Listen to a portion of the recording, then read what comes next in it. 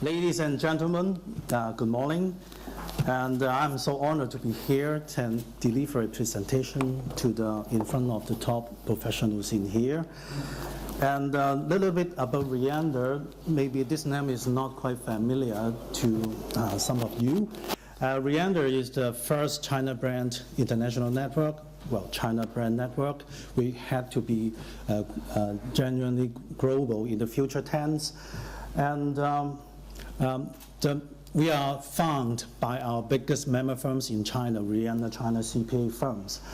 And well, we are so proud that we remember Reanda have the opportunity to invite IAB to go to Beijing, directly talk with CICPA to have the first cooperation back to the year 2013. And Reanda became a model in China that the CICPA, the Ministry of Finance, would like to see the Chinese accountant can be big, be strong, and go international. Okay, so this is something about Reanda, and go back to my topics.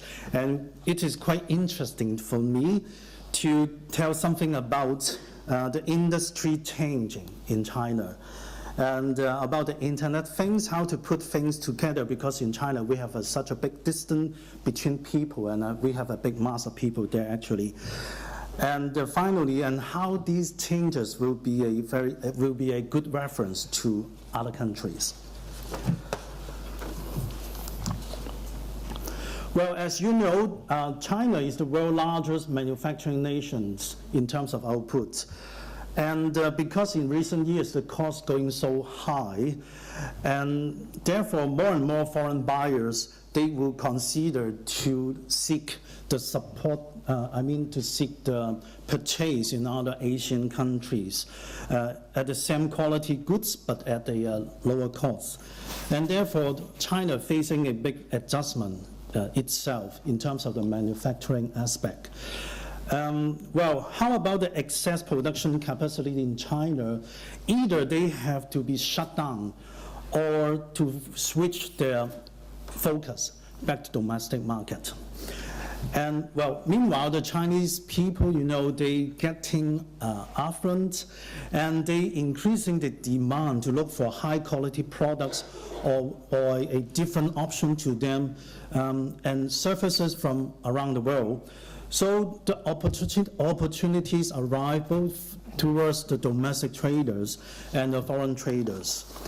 But however, China, you know, is too big, and so many people to get in touch. This is quite not cost effective to set up many presence in China in order to reach the people. So. And on the other side, if you are a new brand, want to enter in the China market, it will take very long time, and will cost you, again, tremendous cost in order to draw the awareness of the Chinese people. So internet solutions is a solution to them. Well, Internet of Things is promulgated by the China government.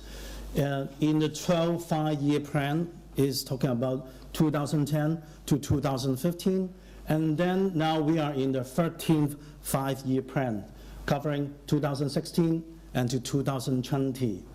In the China 13th five-year plans, it emphasizes on innovations, Internet plus new media and information technology, and it encouraged the integrations of the internet with the traditional sections of the economy.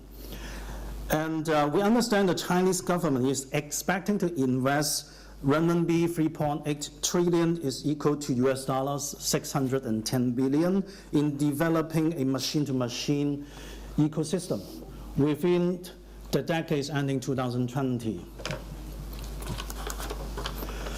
So back to the topics related to Internet of Things. In fact, there are so many things already Internet in China, so I'm trying to pick a few interesting case studies to share with the floor to elaborate how the things has been Internet in China. So I would introduce something about the retail trends and phenomenon in China, and also something that relate to the daily life, is related to the transportations and donations in China. So the first case I would like to elaborate is about retail. For the sizable or big company, if they want to penetrate China market, they will consider the electronic platform. Therefore, what they now offer to them, the biggest player in the market is called Tmall. Tmall, well, is a largest online marketing place owned by Alibaba Group. And when you browse into Tmall, you will find two division. It's called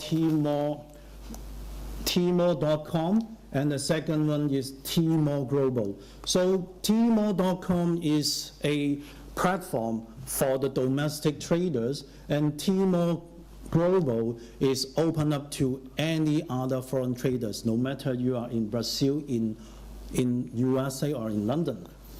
And in order to qualify to open your accounts in Tmall Global, you have to meet several criteria.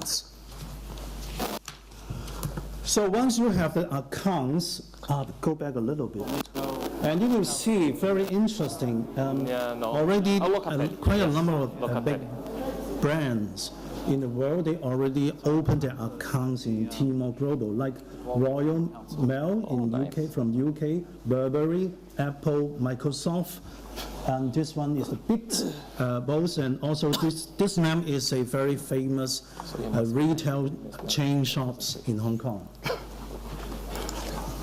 So how they pay? I mean, how the buyers pay? Easy. They can use the Alipay. One of the channel, Alipay, here is set up by Alibaba, and there's no transaction cost.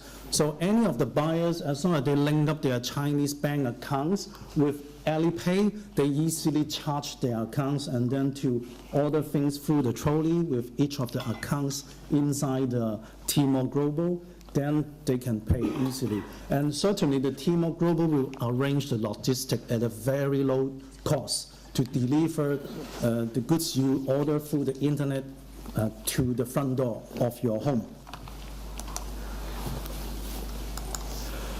And okay, another case study, other than those sizable companies that they meet the requirements set out by the Tmall. So there are some of the small SME retailers, they may not meet the requirements of Tmall. And what the opportunity open to them, they can, particularly for those small overseas traders, they can use WeChat. WeChat is another social networking apps in China, which is now already getting popular and popular in overseas. And they can use the WeChat panel to hang out themselves to let the Chinese become visible and reachable to the publics in China. Well, WeChat now has become the #1 social networking platform in China. In fact, my office in Hong Kong, and there's a pharmacy shop just very close to my office. So why not I using this as an example for you? They in fact is a very small retailers, and they're using the WeChat channel to open up themselves to let the Chinese people get access to them. Once this retailer, this pharmacy shop, they applied to open an account in the as an official account in WeChat. The Chinese people easily using the search engine in the WeChat and input the keywords like pharmacy or even the names of the kind of a product like Shiseido or a kind of any other famous brand, the cosmetic products, then the search engine will list out the shops for them. And then the user can add that shop as a followers to them. and then they can start talk. And each of the official account of these small traders, they will try from day to day, they will upload the new informations in their accounts, like the latest goods they want to sell the customers. Therefore, the customers they can talk directly with the traders, with the pharmacy shops. And after they make a deal, they list out what they want to get. They pay, the Chinese user, they pay using the WeChat wallet. WeChat wallet, again, almost all the Chinese banks already hook up with the WeChat Pay, including HSBC. Therefore, the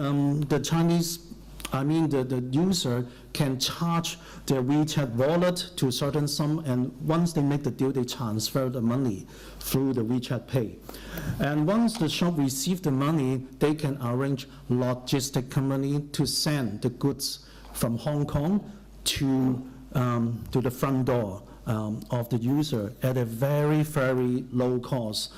And certainly there's a charge on these. They will have a 5% on the total values of the goods they deliver. So what it costs, additional cost to the Chinese mainlander, is a 5% on the cost, the values of the goods they order, plus a very, very low delivery cost.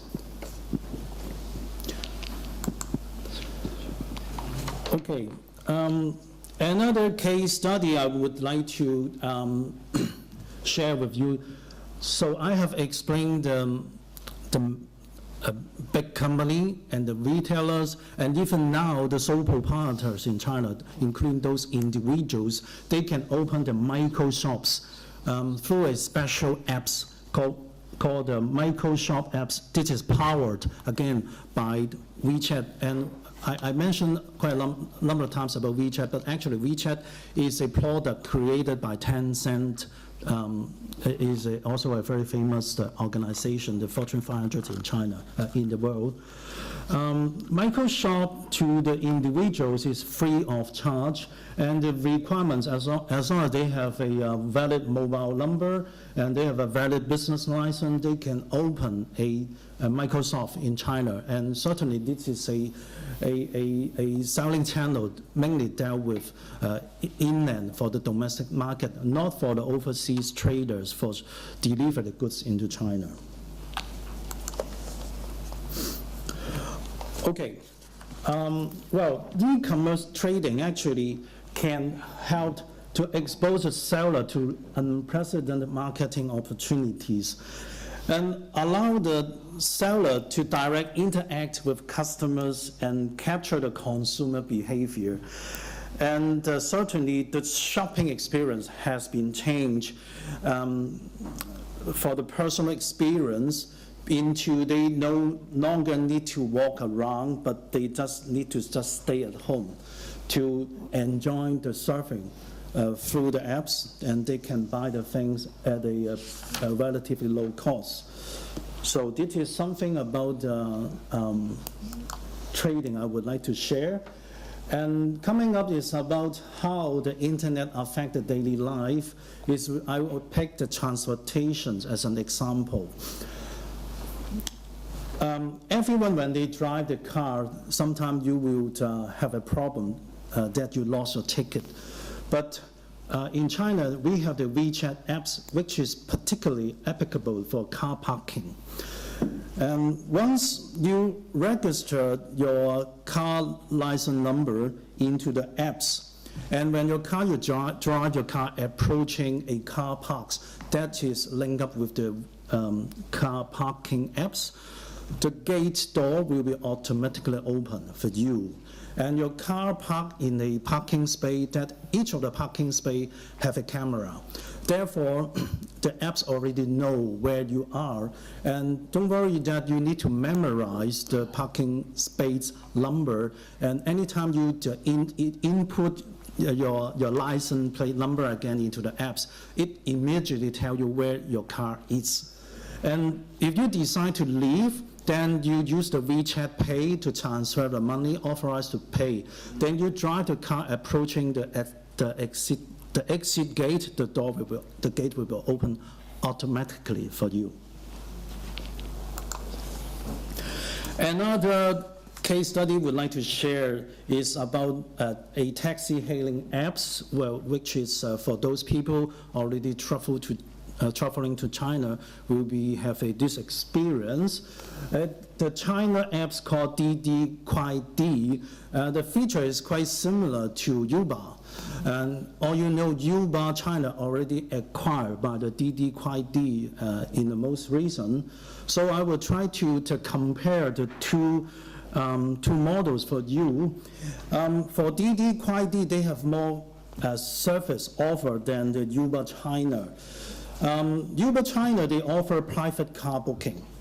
But Didi Kuaidi, they offer much more than that. Other than the taxi hailing, they also provide certainly the private car booking and the ride sharing. So what is the meaning of ride sharing? So as long as there are two users, they want to travel to a same location, the apps will help you to match up each other's. Therefore, one taxi driver can deliver two customers at the same time. This is particularly useful. Remember, during a big festival in China, a long holiday in China, the traffic is so tense. And those of the traveler, if they want to cross city, they have to find a taxi is not easy. Even they want to find a train is no easy. But as long as with this new feature, they can have the ride-sharing services, and they input the destination, and the apps will automatically match up for them. And other than that, there's a designated driving. What is all about that? You know, Chinese people like drinking, and a lot of drunken people in China. So they have to be aware they will be facing a heavy penalty in China. If you are getting drunk, you drive a car, it's very dangerous. Therefore, they can ask the apps to find people to drive the car for you. So that person will go to your restaurant, and then you get connected, and you just get a good sleep in your car, and they will drive you back to your home. I wonder they would hold you back into the bed is another issue, but this is really helpful to make you feel safe.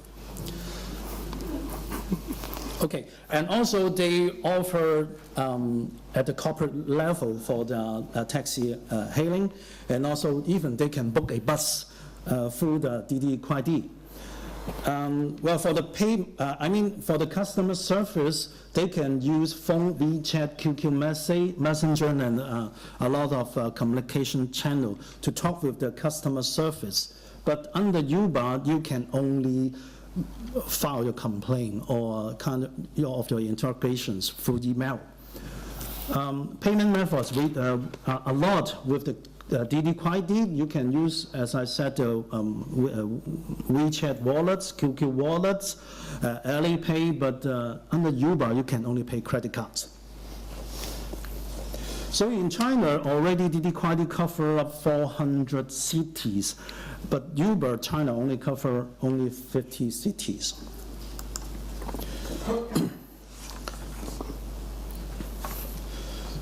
So I skipped this, and this is the feature already we quite understand.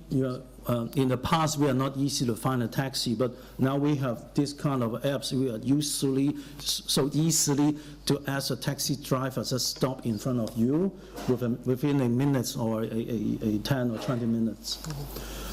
And well, this Didi Kuaidi is the first mobile platform launched in 2012. Currently, this is the biggest player in China. They jointly owned by the Tencent and Alibaba. And already have 650 million users in the apps. And they received the first license from Shanghai City to authorize Didi Kuaidi to be a formal and legitimate apps to call taxi in Shanghai. And Didi Kuaidi is seeking certainly for additional authorization from other cities. And here, this is the environment when you're using the apps inside the Didi Kuaidi. Well, very similar to Uber. which is very interesting. When you use apps just like yourself, you are at a sky-high level. And once you select a driver and use the WeChat location, real-time location search, you can just look at the car like a toys that moving around the city and approaching your home, and you can anytime tell the taxi driver, sorry, you make the wrong turn, you have to turn right and not the left, so that make sure the taxi driver will be within the shortest time to arrive your locations. And pay again through the Alipay or WeChat wallets or QQ wallets, etc. So what is all about of this kind of transportation apps? In fact, this obviously changed the manner of the drivers, because the apps give a rating on them. And when you call for a location, you call for a service, there are maybe several selections of drivers, and you just look at the rating, and then you will select the best one for you. Therefore, the driver, they are aware they are not being selected, they have to think about himself again. So the manner changing. Will be more polite when in your next time when you travel back to China, you will feel the difference. But remind you, Didi Kuaidi, they offer this kind of matching in the Chinese language environment. So Uber will offer you an English version. So this is a little bit drawback for the foreigner to use the Didi Kuaidi. And about the bank accounts, you have to hook up a bank account in China. But you know, Uber, you can hook up your credit card elsewhere with the Uber apps. This is the big difference and a hurdle for foreigners to use the Didi Kuaidi. And second of the goodness from the Didi Kuaidi is again, you will find the car more clean than before, and they will keep 2 bottles of water for you. And yeah, you can pay, no need to be physically pay the bank looks to him, but you just use your electronic wallet to pay to him, so that your friends or your corporate can pay already, and therefore the passenger no need to bear the cost directly or to negotiate a price with the drivers. Punctuality, as I explained, you are at a sky-high level, and you look at how they drive approaching your site. Or once you confirm an order, they already an estimation of time from the taxi person location to your home, and including the traffic jam. So it is pretty good to measure your time. Okay, another Internet of Things I would like to share is about the social crime funding apps that I have mentioned to you about donations. And here is a 轻松潮, this is a pronunciation of the Chinese. And through this app, this is a apps invented by a technology company in Beijing. And they connected themselves with WeChat. So when so happen, there's a person suffering something, they want to raise funds, they need to provide evidence to the IT operators. And immediately through the WeChat platform, everybody, they would look at the apps, they will automatically transfer the money, no matter it's $1 and $2, into the apps to let the sufferer can gather the donation in a very short time. I have this real experience, a little girl that being run over by a motorcycle, and they are a very poor family, and they have no way to find money, or even they have quite difficult to talk with the kind of charity body, so they apply to the 轻松潮. They, within 3 days, they gather $100,000 to let the girls to receive the hospital caring. So it is really a internet of mercies and the caring of people, not just value. Okay. So I have to quickly go through the rest, and you will in your mind the tax, particular tax professionally here. Personally, we have the import tax.